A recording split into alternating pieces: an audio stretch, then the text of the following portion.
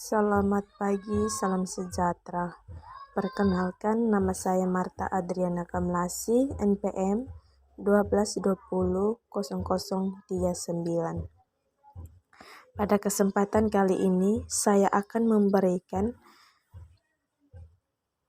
materi tentang hipotesis dalam mata pembelajaran statistik.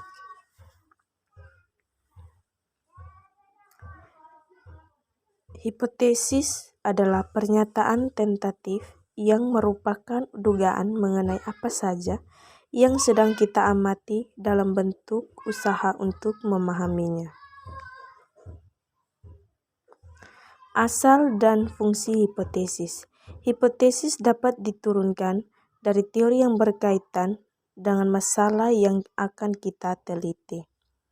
Misalnya, seorang peneliti melakukan penelitian mengenai harga suatu produk, maka agar dapat menurunkan hipotesis yang baik, sebaiknya yang bersangkutan membaca teori mengenai penentuan harga. Fungsi hipotesis. Hipotesis merupakan kebenaran sementara yang perlu diuji kebenarannya. Oleh karena itu, hipotesis berfungsi sebagai kemungkinan untuk menguji kebenaran suatu teori. Jika hipotesis diuji dan dibuktikan kebenarannya, maka hipotesis tersebut menjadi suatu teori. Jadi, sebuah hipotesis diturunkan dari suatu teori yang sudah ada, kemudian diuji kebenarannya, dan pada akhirnya memunculkan teori baru.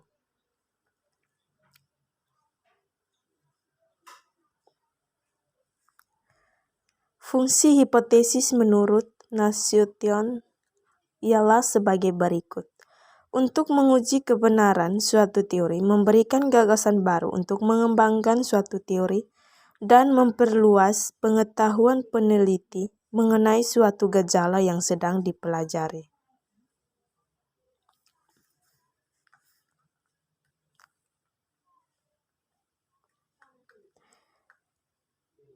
Pertimbangan dalam merumuskan hipotesis.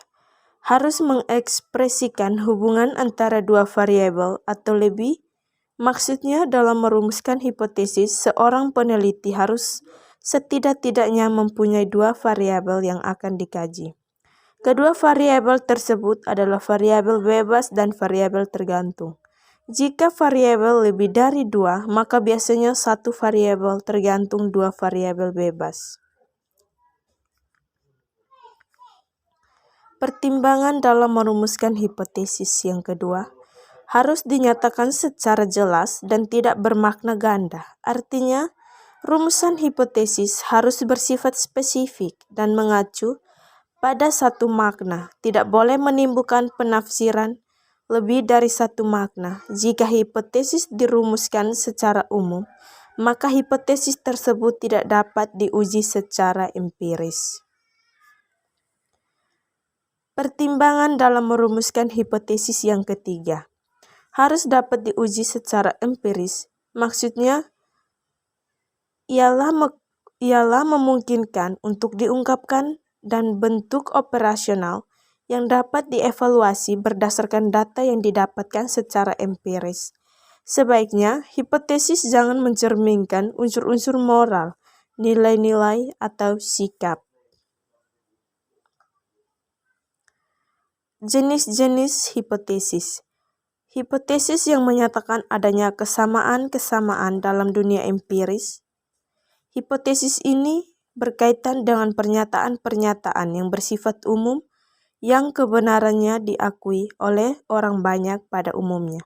Misalnya, orang Jawa harus budinya dan sikapnya lemah lembut.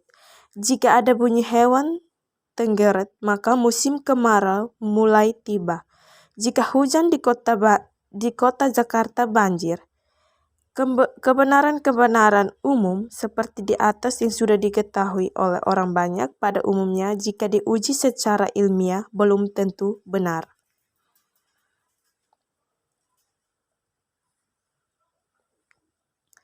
Jenis-jenis hipotesis, yaitu hipotesis yang berkenaan dengan model ideal. Pada kenyataannya, dunia ini sangat kompleks. Maka untuk mempelajari kekompleksitasan dunia tersebut, kita memerlukan bantuan bersifat metode tipe-tipe yang ada. Pengetahuan otoriterisme akan membantu kita memahami, misalnya dalam dunia kepemimpinan, hubungan ayah dalam mendidik anaknya. Pengetahuan mengenai ide nativisme akan membantu kita memahami munculnya seorang pemimpin. Jenis-jenis hipotesis yang kedua. Hipotesis yang digunakan untuk mencari hubungan antara antar variabel. Hipotesis ini merumuskan hubungan antara dua atau lebih variabel-variabel yang diteliti. Dalam menyusun hipotesisnya, peneliti harus dapat mengetahui variabel mana yang mempengaruhi variabel lainnya sehingga variabel tersebut berubah. Menurut bentuknya, hipotesis dibagi menjadi 3, yaitu yang pertama, hipotesis penelitian atau kerja. Hipotesis penelitian merupakan anggapan dasar peneliti terhadap suatu masalah yang sedang dikaji.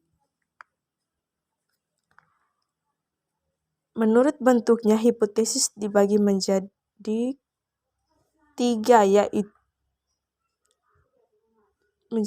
yaitu yang kedua adalah hipotesis operasional. Hipotesis operasional merupakan hipotesis yang bersifat objektif. Artinya, peneliti merumuskan hipotesis tidak semata-mata berdasarkan anggapan dasarnya, tetapi juga berdasarkan objektivitasnya, bahwa hipotesis penelitian yang dibuat belum tentu benar setelah diuji dengan menggunakan data yang ada. Hipotesis nol digunakan untuk memberikan keseimbangan pada hipotesis penelitian karena peneliti meyakini dalam pengujian nanti benar atau salahnya hipotesis penelitian tergantung dari bukti-bukti yang diperolehnya selama melakukan penelitian. Contoh, hipotesis nol dibagi tidak ada hubungan antara krisis ekonomi dengan jumlah orang stres. Menurut bentuknya hipotesis di bagian yang ketiga, yaitu hipotesis statistik. Hipotesis statistik merupakan jenis hipotesis yang dirumuskan dalam bentuk notasi statistik. Misalnya, hipotesis nol dibagi dengan R sama dengan 0 atau HO dibagi P sama dengan 0. Cara merumuskan hipotesis. Cara merumuskan hipotesis ialah dengan tahapan sebagai berikut. Rumuskan hipotesis penelitian, hipotesis operasional, dan hipotesis statistik.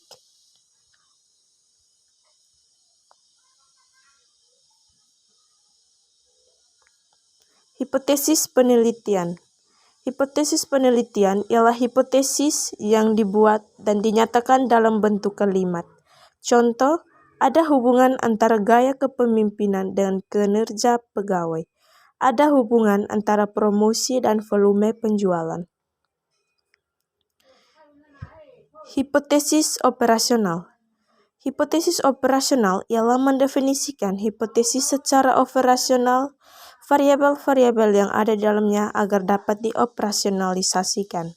Misalnya, gaya kepemimpinan dioperasionalisasikan sebagai cara memberikan instruksi terhadap bawahan. Kinerja pegawai dioperasionalisasikan sebagai tinggi rendahnya pemasukan perusahaan.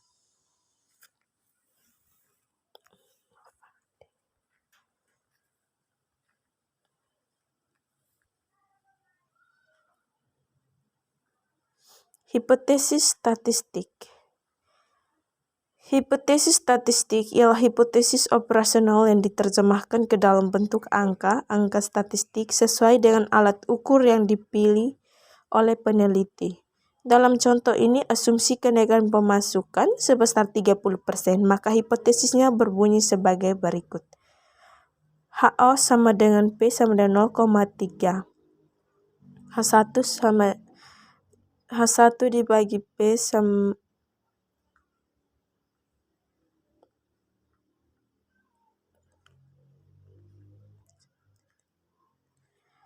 2 jenis kekeliruan yang kadang dibuat oleh peneliti, yaitu menolak hipotesis yang seharusnya diterima. Kesalahan ini disebut dengan kesalahan alfa.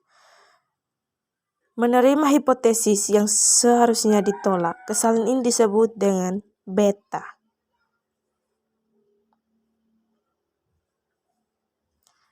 Kesalahan jenis 1 adalah kesalahan yang dibuat pada waktu menguji hipotesis di mana kita menolak HO padahal sesungguhnya HO itu benar. Dengan kata lain adalah peluang menolak HO yang benar. Kesalahan jenis 2 adalah kesalahan yang dibuat pada waktu menguji hipotesis di mana kita menerima HO padahal sesungguhnya HO itu salah. Dengan kata lain, peluang menolak HO yang salah. Macam-macam kekeliruan. Kekeliruan macam 1 adalah menolak hipotesis yang seharusnya diterima, dinamakan kekeliruan A. Alfa dibagi seharusnya diterima.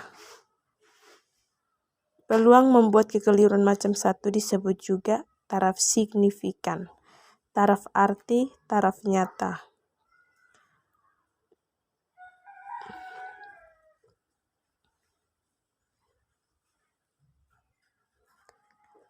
Pengujian hipotesa, langkah atau prosedur untuk menentukan apakah menerima atau menolak hipotesis.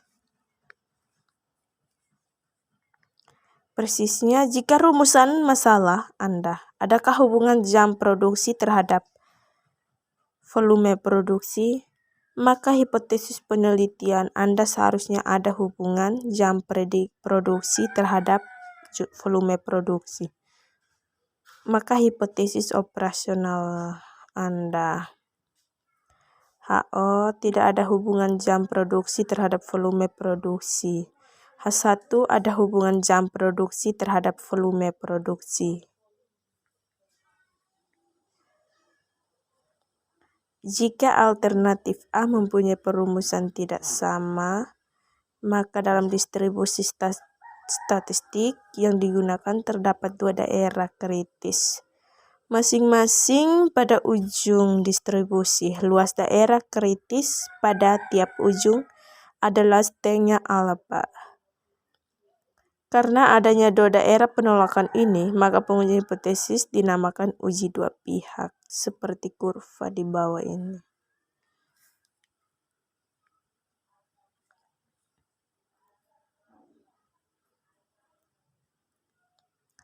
Jika alternatif mempunyai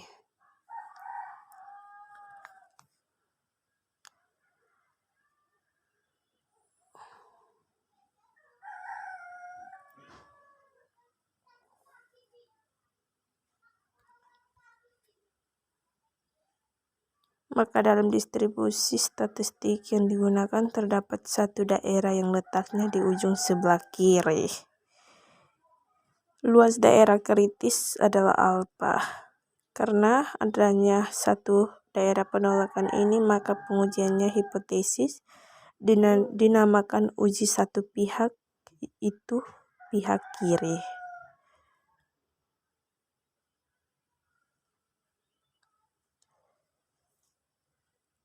Kriteria yang digunakan, terima H jika statistik yang dihitung berdasarkan penelitian lebih besar dari D, sedangkan dalam hal lainnya ditolak.